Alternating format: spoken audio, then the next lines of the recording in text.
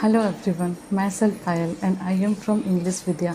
My today's topic is how can we start talking in English and how we speak fluently in English, and I also tell you about how can we improve our English communication. So guys, आज हम देखते हैं कि हमारे India में English को as a second language और as a foreign language के रूप में मान्यता प्राप्त है। फिर भी बहुत सारे वर्क प्लेस ऐसे होते हैं, बहुत सारे ऑफिसेस ऐसे होते हैं जहाँ इंग्लिश को बहुत ज़्यादा ही मान्यता प्राप्त है। वहाँ अगर हम इंग्लिश नहीं जाने तो हमारे साथ एक इन्फेरिटी कॉम्प्लेक्स की तरह व्यवहार किया जाता है। फर्स्ट में जब वे हमारा इंटरव्यू लेते हैं तो जैसे ही हम हिंदी बोलना स्टार्ट करते हैं तो वे कहते हैं अरे इंग्लिश नहीं आता। हमारे जितने भी स्किल्स, हमारे जितने भी एक्सपीरियंस होते हैं वो सबको साइड में रख के वो बस हमारी फ्लुएंसी ऑफ इंग्लिश को देखते हैं और सीधे कमांड कर देते हैं कि you can't speak in English so I can't hire you. बस यही वर्ड बोल के हमें उस जगह से रिजेक्ट कर दिया जाता है। हम देखते हैं अगर हम ठीक इसके दूसरे टर्म को देखें तो और भी बहुत सारे कंट्रीज़ हैं जिन लोगों को हमारी मदर टंग नहीं आती। हमारे इंडिया में तो बहुत तरह के मदर टंग है, there are different types of mother tongue present in India. Okay, so अगर हम इसके दूसरे पहलू को देखें तो जो लोग यूएस में रहते हैं, जो लोग ऑस्ट्रेलिया में रहते हैं या फिर कनाडा में रहते हैं, क्या उन लोगों को हमारी मदर टंग आती है? जितने फ्लुएंसी से वे हमें इंग्लिश बोलने के लिए उत्सुक करते हैं, क्या उन्हें हमारी मदर टंग आती है? लेकिन हो ना हो, अगर ठीक हम इसके ऑपोजिट साइड को देखें तो हम दूसरे या तो कैनेडियन, ऑस्ट्रेलियन और अमेरिकन से 2 कदम आगे ही है, बिकॉज़ हमें अपनी मदर टंग भी बहुत अच्छे से आती है। हम बोल भी लिख सकते हैं, लिख भी सकते हैं एंड अंडरस्टैंड ऑल्सो। सो हम 2 कदम उन लोगों से आगे ही है।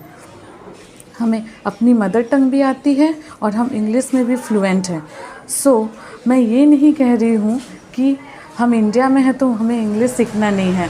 अगर हम इंग्लिश नहीं सीखते तो हम कहीं एडजस्ट ही नहीं कर पाएंगे, ना ही हमें कोई एक प्रॉपर एक स्किल टाइप्स जॉब दे पाएगा।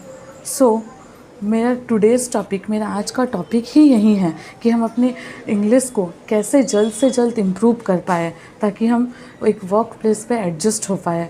सो there are many ways. Actually problem ये है कि इंग्लिश को इंटेलिजेंस से एसोसिएट किया जाता है। इंग्लिश का जो लेवल है वो सीधे इंटेलिजेंस से हमारे एक तरह से बोले तो नापा तोला जाता है, ठीक।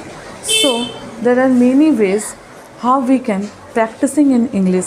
First of all, we should read a lot in English. We can read our daily newspaper, we can read short stories, comics books. There are many of the short stories present in ICSE, CBSE 8, 9, 10th notebooks, books also.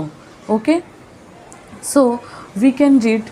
There are many types of short stories, comics, newspapers, etc. etc. हम उसे पढ़ के अपने English skills को बढ़ा सकते हैं and try out to find the words of unknown, of those words which are unknown for us and try to meaning the that words from an English dictionary.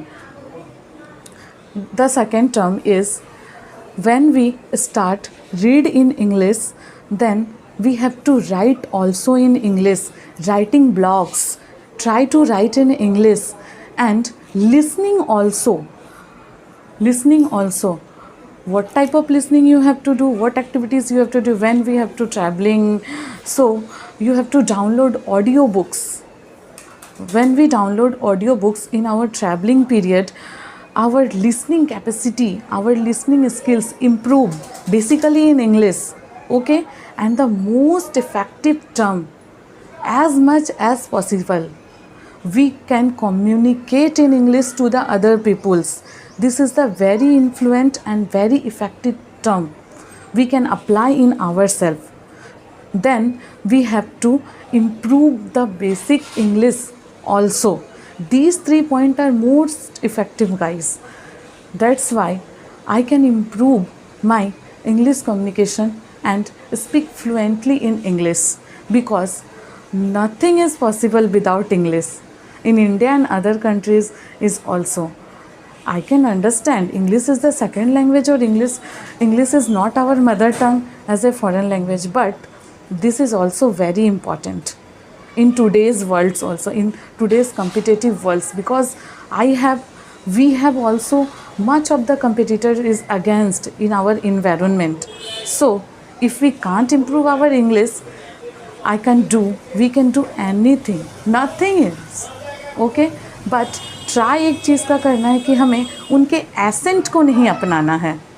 अगर हम उनके एसेंट को अपना लेते हैं तो दिखावा बाद में ठीक है, लेकिन जब हम इंग्लिश बोलना स्टार्ट करते हैं तो उसके एसेंट को नहीं अपनाना चाहिए, क्योंकि अगर हम उनके एसेंट को अपना लेते हैं तो वो एक दिखावा टाइप लगता है कि, और हम वर्क प्लेस पे एक मजाक का पात्र बन जाते हैं, हंसी का पात्र बन जाते हैं. वो बाद में ठीक है, जब हम एक प्रॉपर इंग्लिश बोलना चाहते हैं वो नेचुरल नहीं लगता है ना. जब हम स्टार्ट में उनके एसेंट को अपना लेते हैं, वो जब हम एक प्रॉपर इंग्लिश बोलने लगेंगे, ठीक हो जाएगा हमारा स्किल्स, तो वो अपनाना ठीक है.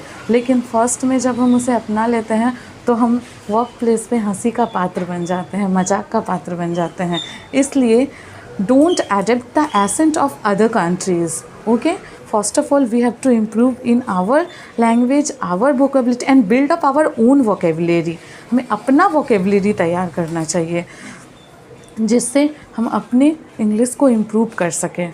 Okay, my today's message is how can we improve our English communication by. Hope you all are fine. So please like, share, subscribe my channel, and we should meet early. Bye.